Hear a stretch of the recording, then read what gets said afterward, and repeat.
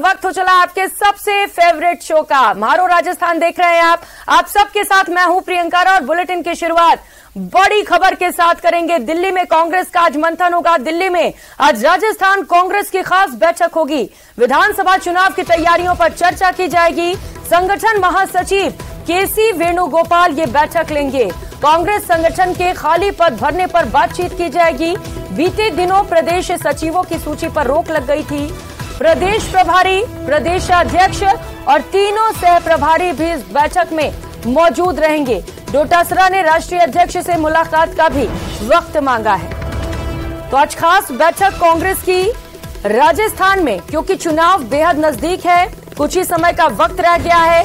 ऐसे में अब कवायद की जा रही है कि जो नियुक्तियां अटकी हुई हैं जल्द से जल्द उन्हें पूरा कर लिया जाए।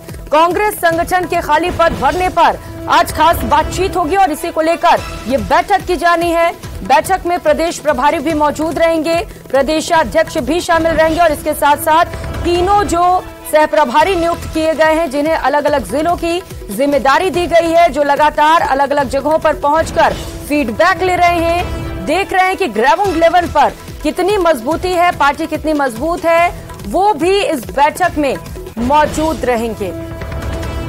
और सहयोगी इस वक्त हमारे साथ जुड़ चुके हैं। रवि सिसोदिया दिल्ली से इस वक्त सहयोगी हमारे साथ जुड़ चुके हैं और इसके साथ जयपुर से बाबूलाल धायल। सबसे पहले रवि, आपका रुख करते हुए, खास बैठक होने वाली है, पूरी जानकारी इस बैठक को लेकर, क्योंकि कांग्रेस को अब पता चल गया है कि कम से कम अब ये सही वक्त है कि नियुक्तियां पूरी कर ली जाए। बिल्कुल, देखिए, और इसीलिए जो कांग्रेस संगठन महासचिव हैं उन्होंने बैठक बुलाई है, जिसमें प्रभारी राजस्थान के रहेंगे, साथ ही प्रदेश अध्यक्ष रहेंगे और जो 3 सचिव बनाए गए, तीनों सचिव इस बैठक में मौजूद रहेंगे। चुनाव की तैयारियों में कांग्रेस आलाकमान लग गई है और इसी बाबत कल तेलंगाना के लीडर्स के साथ बैठक बुलाई गई थी। आज भी तेलंगाना के और राजस्थान के साथ बैठक होगी और सबसे अहम बात है कि 1 जुलाई को बड़ी बैठक बुलाई गई राजस्थान के मसले पे। जो बैठक कांग्रेस अध्यक्ष ने बुलाई है, उस बैठक में राहुल गांधी भी मौजूद रहेंगे। बड़ी बैठक 1 तारीख को जरूर होगी, लेकिन उससे पहले आज जो प्रदेश के हालात है, जिस तरह से वहाँ पे जो सरकार की तरफ से काम किए जा रहे हैं या फिर संगठन की तरफ से क्या काम किए जा रहे हैं, उन तमाम मसलों को लेकर चर्चा के लिए संगठन महासचिव ने बैठक बुलाई है। वो उनसे फीडबैक लेंगे कि पिछले दिनों जिस तरह से जो सचिव हैं या फिर जो प्रभारी हैं राजस्थान के दौरे पे थे, तो उनका क्या फीडबैक है, तो तमाम फीडबैक लिए जाएंगे और उसके बाद ही आगे की रणनीति तय की जाएगी। बड़ी बैठक की जहाँ बात की जा रही, बड़ी बैठक 1 जुलाई को होगी, जिसमें जो तमाम बड़े चेहरे हैं राजस्थान के उनको बुलाया गया है। जी, हमारे साथ बाबूलाल भी जुड़े हुए हैं। बाबूलाल, क्योंकि इतना आसान नहीं है खाली पदों को भरना और यही वजह है कि शायद वक्त बहुत ज्यादा लग गया है, लेकिन चूंकि अब चुनाव नजदीक है, ऐसे में अब जरूरी हो चला है कि जल्द से जल्द जो अटकी हुई नियुक्तियां हैं उन्हें पूरा कर लिया जाए। लेकिन भीतर खाने इस वक्त क्या चल रहा है बाबूलाल? भीतर खाने तो यही चल रहा है कांग्रेस पार्टी में कि आखिर सचिन पायलट को क्या भूमिका दी जाए, किस तरह से अशोक गहलोत को राजी किया जाए और ऐसी उनकी भूमिका हो जिसका फायदा चुनाव में राजस्थान की कांग्रेस को मिले। तो इसको लेकर के मंथन आज जरूर होगा, क्योंकि अब तय है कि सचिन पायलट को कहीं न कहीं एडजस्ट किया जाएगा। अटकलें थी कि वो नई पार्टी बनाएंगे, लेकिन ऐसा कुछ भी नहीं हुआ और उन्होंने तमाम कयासों को खारिज करते हुए पार्टी के साथ बने रहने का फैसला किया है। तो कोई न कोई उनको मजबूत आश्वासन दिया हुआ है पार्टी की ओर से कि आप बने रहिए, आपकी पार्टी पूरी फिक्र करेगी, पार्टी आपको सही जगह पर सही मौके पर एडजस्ट करेगी। आज इस बैठक का मौजू ये भी रहने वाला है और साथ में क्योंकि 85 जो सेक्रेटरी थे उनकी सूची रोक दी थी, तो उस पर भी बात होनी है। इसके अलावा पीसीसी की टीम नहीं बनी है गोविंद डोटासरा की, उस पर चर्चा होगी। जिला अध्यक्ष राजस्थान में अभी तक भी नहीं बन पाए, 27 जिलों में अध्यक्ष तक नहीं है और चुनाव में अब 6 महीने भी नहीं बचे हैं। तो ऐसी सूरत में बिना संगठन के कैसे पार्टी चुनाव में जाएगी, बहुत बड़ी चिंता का विषय है।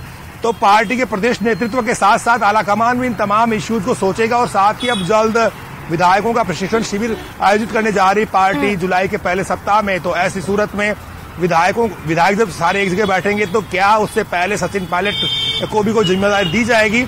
पायलट अगर नहीं आएंगे तो बड़ी खबरें बन जाएंगी कि उन्होंने ट्रेनिंग कैंप का बहिष्कार कर दिया। तो उससे पहले जो तमाम मसले हैं, जो मसाइल हैं, उन पर पार्टी जो है चर्चा कर लेना चाहती है, हल निकाल लेना चाहती है, ताकि एक तरह से इलेक्शन के मोड में आकर वो काम करे। क्योंकि पार्टी के कार्यकर्ताओं में एक निराशा का भाव है कि उन्हें जिम्मेदारियां नहीं मिल पा रही। काफी काम हालांकि गोविंद डोटासरा ने अपने दम पर करने की कोशिश की, लेकिन पीसीसी की जब सचिवों की लिस्ट रुकी तो उसके बाद में वो भी खासे परेशान हो रहे होंगे, क्योंकि जो इकबाल होता है प्रदेश के अध्यक्ष का, उस पर भी कहीं न कहीं सवालिया निशान लगा दिए गए पार्टी के आलाकमान की ओर से। तो रंधावा आज बैठक का हिस्सा है, डोटासरा वहां पर गए, वेणुगोपाल के साथ में बैठक होने की चर्चा है और खड़गे से भी मुलाकात उनकी संभव है। तो ऐसे में राजस्थान कांग्रेस में जितनी भी परेशानियां हैं, मुश्किलें हैं, उनका समाधान निकालने की दिशा में आज की बैठक को बहुत ही महत्वपूर्ण माना जा रहा है। बिल्कुल महत्वपूर्ण बैठक बाबूलाल, और चूंकि आप बता रहे हैं कि जितनी भी दिक्कतें हैं उनका हल निकालने की कोशिश इस बैठक में की जाएगी। हालांकि इतना आसान भी नहीं रहने वाला है, क्योंकि ये वही नियुक्तियां हैं बाबूलाल जिनके वजह से दिक्कतें इस वक्त आला कमान के सामने भी है, क्योंकि कई सारे दावपेच हैं यहाँ पर। हालांकि आज ये बैठक बेहद खास रहने वाली है और देखना दिलचस्प होगा कि क्या इस बैठक में सब कुछ ठीक ठाक कर लिया जाता है। रवि, क्योंकि पीसीसी चीफ ने वक्त भी मांगा है मल्लिकार्जुन खड़गे से, इसे लेकर कोई जानकारी मिल पा रही है क्या? क्योंकि ये मुलाकात भी अहम हो जाती है, क्योंकि चुनाव में क्या रणनीति रहने वाली है, कैसे जीत हासिल किया जाए, इसे लेकर चर्चा की जाएगी। बिल्कुल, देखिए सरकार के तौर पे वहाँ के मुख्यमंत्री काम कर रहे, लगातार वहाँ पे महंगाई राहत बचत के तौर पे दौरे भी कर रहे हैं। संगठन के तौर पर अगर आप देखें तो वहाँ जो नियुक्तियां की गई थी, हालांकि उसको निरस्त किया गया था, उस बाबत उनको मुलाकात हो सकती है। आज अगर कांग्रेस अध्यक्ष की बात करें, कांग्रेस अध्यक्ष 12 से 2 के बीच में कांग्रेस मुख्यालय में रहेंगे। उनकी पहली बैठक तेलंगाना के लीडर्स के साथ है और हो सकता है कि उसके बाद वो राजस्थान के जो लीडर्स हैं जिन्होंने समय मांगे से मुलाकात करेंगे।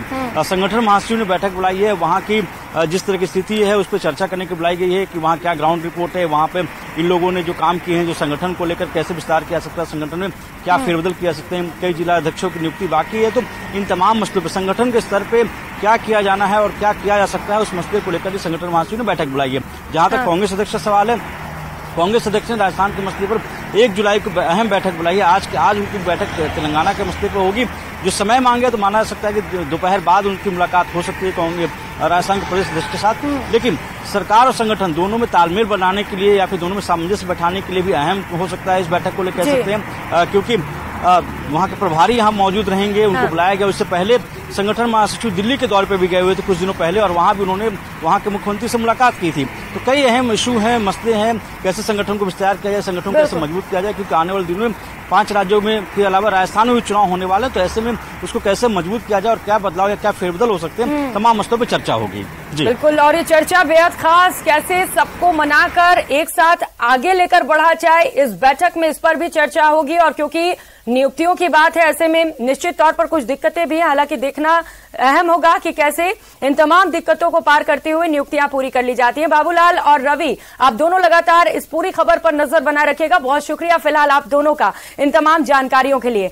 और चलिए खबरों में आगे बढ़ते हुए बड़ी खबर का रुख कर लेते हैं। मुख्यमंत्री अशोक गहलोत के चित्तौड़गढ़ दौरे से जुड़ी ये बड़ी खबर और मामले में इस वक्त का ये बड़ा अपडेट आपको बताते चले। 3 विधानसभा क्षेत्रों का दौरा करेंगे मुख्यमंत्री अशोक गहलोत। निम्बाहेड़ा, कपासन, चित्तौड़ विधानसभा क्षेत्र का दौरा किया जाएगा। सीएम गहलोत सर्किट हाउस में रात्रि विश्राम करेंगे। जिला प्रशासन इन चीजों को लेकर अब तैयारियों में जुटा हुआ है। मुख्यमंत्री अशोक गहलोत आज चित्तौड़गढ़ के दौरे पर रहने वाले हैं। सीएम निम्बाहेड़ा में सर्वधर्म विवाह सम्मेलन में हिस्सा लेंगे। उदयलाल अंजना इस कार्यक्रम को आयोजित करा रहे हैं। कपासन में महंगाई राहत कैंप का भी मुख्यमंत्री अशोक गहलोत अवलोकन करेंगे। तो वहीं शाम को कांग्रेस संगठन की एक खास बैठक भी लेने वाले हैं। इंदिरा गांधी प्रियदर्शनी ऑडिटोरियम में यह बैठक होगी। सीएम अशोक गहलोत चित्तौड़गढ़ में ही रात्रि विश्राम भी करेंगे। इसके बाद 28 जून को मुख्यमंत्री अशोक गहलोत बूंदी के दौरे पर रहेंगे और कोटा का भी दौरा करेंगे। तो वहीं कोटा में इंदिरा गांधी की प्रतिमा का सीएम अशोक गहलोत अनावरण करेंगे।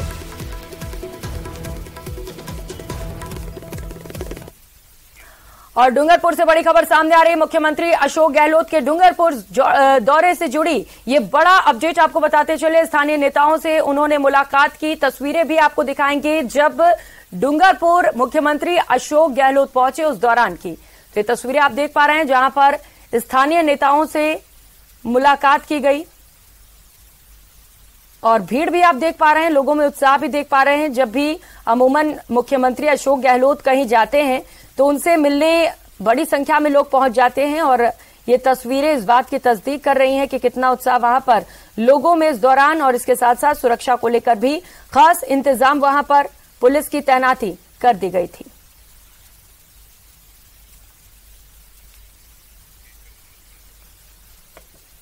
तो सीएम डूंगरपुर पहुंचे, उसके बाद की ये तस्वीरें आपको दिखा रहे हैं जहां पर लोग इकट्ठा हो गए थे और इसके साथ साथ जो स्थानीय नेता थे वो भी सीएम से मिलने पहुंचे हुए थे। जयेश सहयोगी हमारे साथ जुड़ चुके हैं। जयेश, क्या कुछ अपडेट? देखिए, मुख्यमंत्री अशोक गहलोत फिलहाल सर्किट हाउस में है, कमरे के अंदर है और कुछ जो स्थानीय जनप्रतिनिधि हैं वो बारी बारी से उनसे मिल रहे हैं और मुलाकात करके बाहर निकल रहे हैं। जो सीएम की जनसुनवाई की जो व्यवस्था है वो सर्किट हाउस के लॉन में की गई है। बड़ी संख्या में लोग सीएम की जनसुनवाई में शामिल होने के लिए पहुंचे हैं।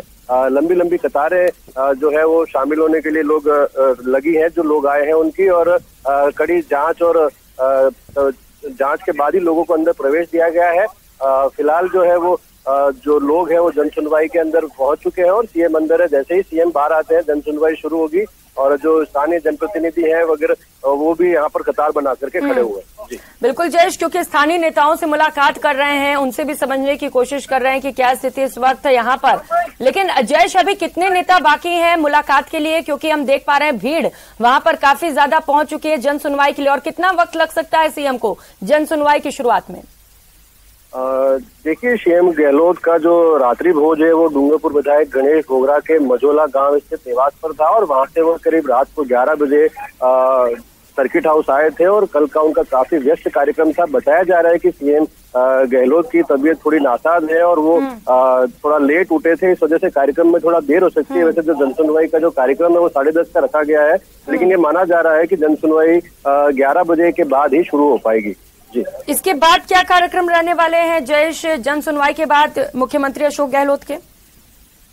जनसुनवाई के बाद में मुख्यमंत्री अशोक गहलोत सर्किट हाउस से बाय रोड पुलिस ग्राउंड जाएंगे और वहां से हेलीकॉप्टर के जरिए चित्तौड़ जिले के लिए रवाना होंगे।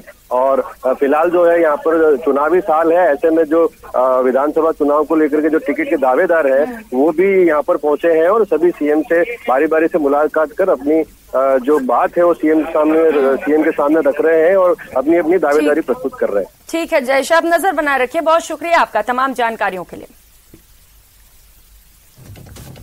तो स्थानीय नेताओं से फिलहाल मुख्यमंत्री अशोक गहलोत मुलाकात कर रहे हैं और इसके ठीक बाद जन सुनवाई करेंगे, जिसके लिए बड़ी संख्या में वहां पर लोग इकट्ठा हो गए हैं। और खबरों में आगे बढ़ते हुए उदयपुर से मिल रही बड़ी खबर का रुख करेंगे। बीजेपी प्रदेशाध्यक्ष प्रेस कॉन्फ्रेंस करेंगे। दोपहर के 12 बजे का वक्त दिया गया है जब सीपी जोशी प्रेस कॉन्फ्रेंस करेंगे। गृह मंत्री अमित शाह के दौरे से जुड़ी तमाम जानकारियां साझा करेंगे। बता दें कि 30 जून को केंद्रीय गृह मंत्री अमित शाह राजस्थान के दौरे पर आ रहे हैं। मोदी सरकार के 9 साल पर लोकसभा स्तर का कार्यक्रम आयोजित किया गया है, जहां पर गृह मंत्री अमित शाह भी शिरकत करेंगे और इसी को लेकर आज खास पीसी सीपी जोशी करने वाले हैं बीजेपी प्रदेशाध्यक्ष। 30 जून के कार्यक्रम को लेकर पूरा ब्यौरा मीडिया के सामने रखेंगे, पूरी जानकारी साझा करेंगे। दोपहर 12 बजे का वक्त दिया गया है जब 12 बजे बीजेपी प्रदेशाध्यक्ष सीपी जोशी प्रेस कॉन्फ्रेंस करेंगे। क्योंकि गृह मंत्री अमित शाह का दौरा है, क्या खास कार्यक्रम रहेंगे? क्योंकि बीजेपी ने मोदी सरकार ने 9 साल पूरे कर लिए और इसी को लेकर ये कार्यक्रम आयोजित किया जा रहा है। जयपुर से बड़ी खबर सामने आ रही है। जयपुर नगर निगम ग्रेटर में आज अहम बैठक होगी। नगर निगम ग्रेटर में आज फिर से हंगामा हो सकता है, ऐसे आसार जताए जा रहे हैं। विकास के मुद्दों को लेकर खास चर्चा की जाएगी। 1 महीने में लगातार दूसरी बार मेयर सौम्या गुर्जर ने साधारण सभा की बैठक बुलाई है। बैठक में शहर के विकास कार्यों से जुड़े एजेंडे पर चर्चा की जाएगी। तो 1 महीने में लगातार दूसरी बार साधारण सभा की बैठक बुलाई गई है, लेकिन बैठक से पहले ही इस तरीके के आसार जताए जा रहे हैं कि इस बैठक में भी हंगामा हो सकता है। विकास के मुद्दों पर चर्चा की जानी है।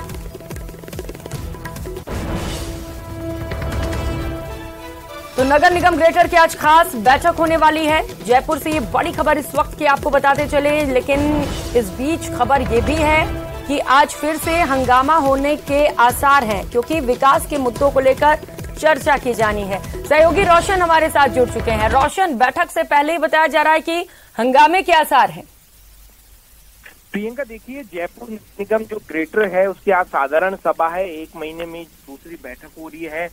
मेयर जो सौम्या गुर्जर है उसकी अध्यक्षता में आज ये बैठक होनी है। करीब 11 बजे से बैठक शुरू होगी। इससे पहले जो प्री बैठक है वो हो रही है। कहीं ना कहीं हंगामे के आसार इस वजह से लगाए जा रहे हैं कि पिछले दिनों मेयर सौम्या गुर्जर ने जो डेयरी बूथ आवंटन है उसकी जो गड़बड़ियों को लेकर जांच का मुद्दा उठाया था। इसके अलावा जो शहर के विकास कार्य से जुड़े हुए हैं, चाहे सड़कों का पेचवर्क, की मरम्मत का कार्य हो या फिर नवीन जो सड़कों का निर्माण है, उसको लेकर, ऐसे मुद्दों को लेकर चर्चा होनी है। ये सबसे इस वजह से भी कयास लगाए जा रहे हैं कि जो पिछली बैठक जो खत्म हुई थी 1 महीने पहले, कहीं ना कहीं उन्हीं मुद्दों को, जो एजेंडे जो लंबित हैं, उनको फिर से शामिल किया जाएगा, जिन एजेंडों के ऊपर पिछली साधारण सभा की बैठक में हंगामा हुआ था।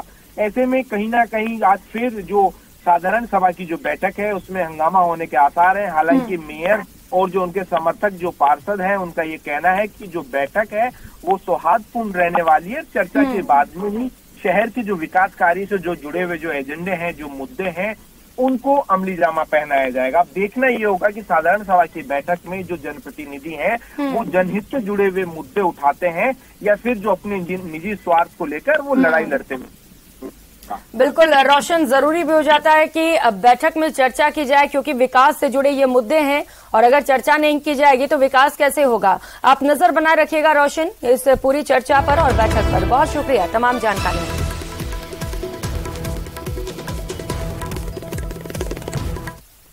और रुक लेते हैं, इस बीच मिल रही एक और बड़ी खबर का। जयपुर से बड़ी खबर है, जहां पर अवैध निर्माण के खिलाफ जेडीए का अभियान लगातार जारी है। जेडीए के वैशाली एलिगेंस में बड़ी कार्रवाई की गई।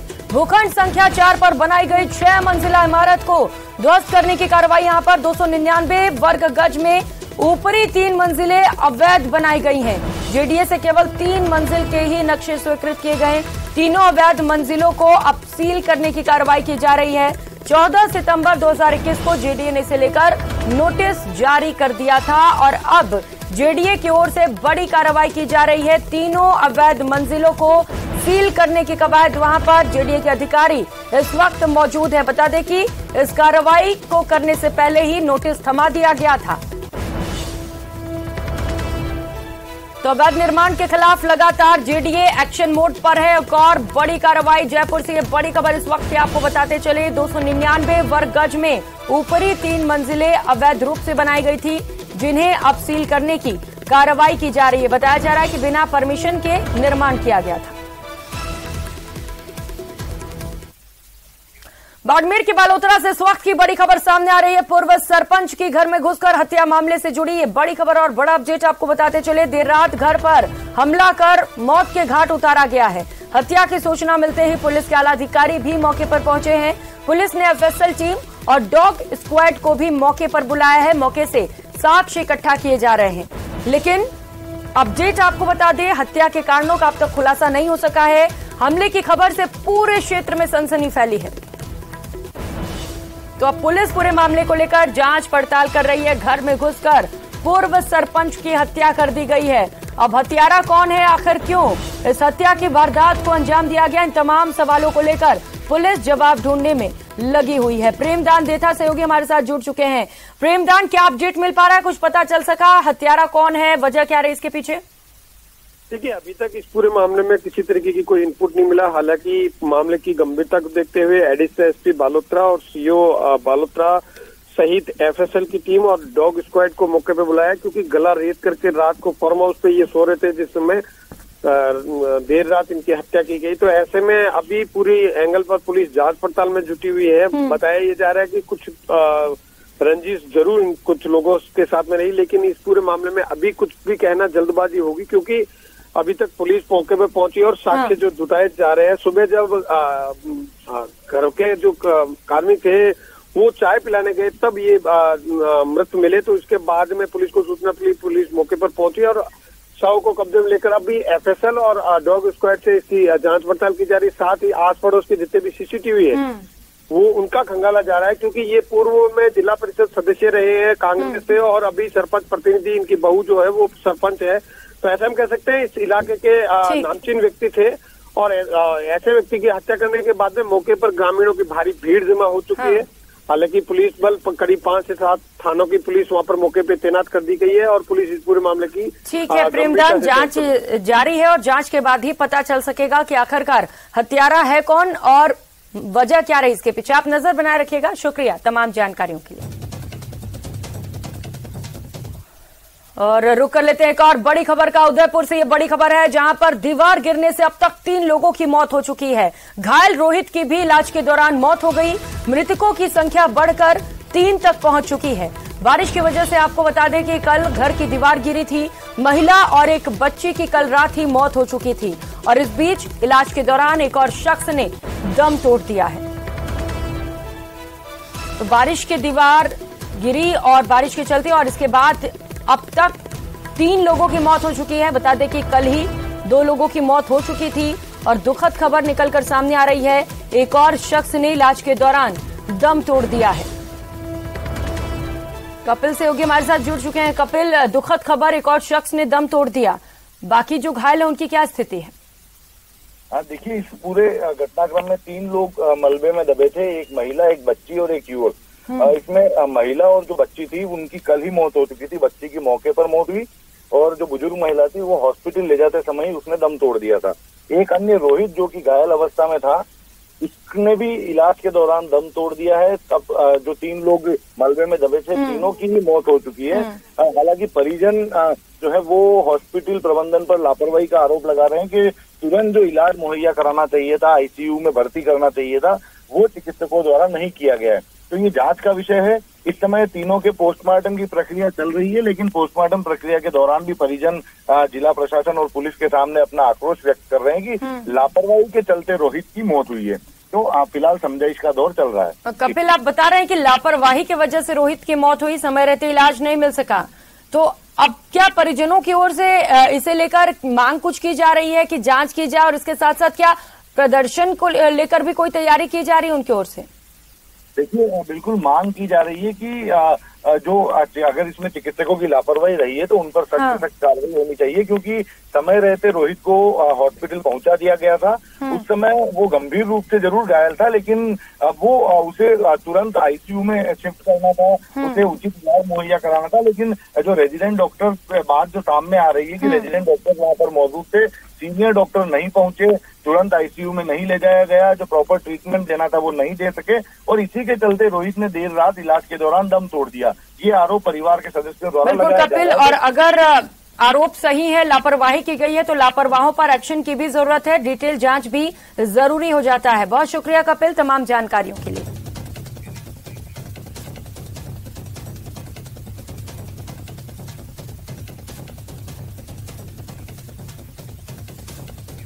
और फिलहाल यहाँ वक्त तो चला छोटे से ब्रेक का, तुरंत हाजिर।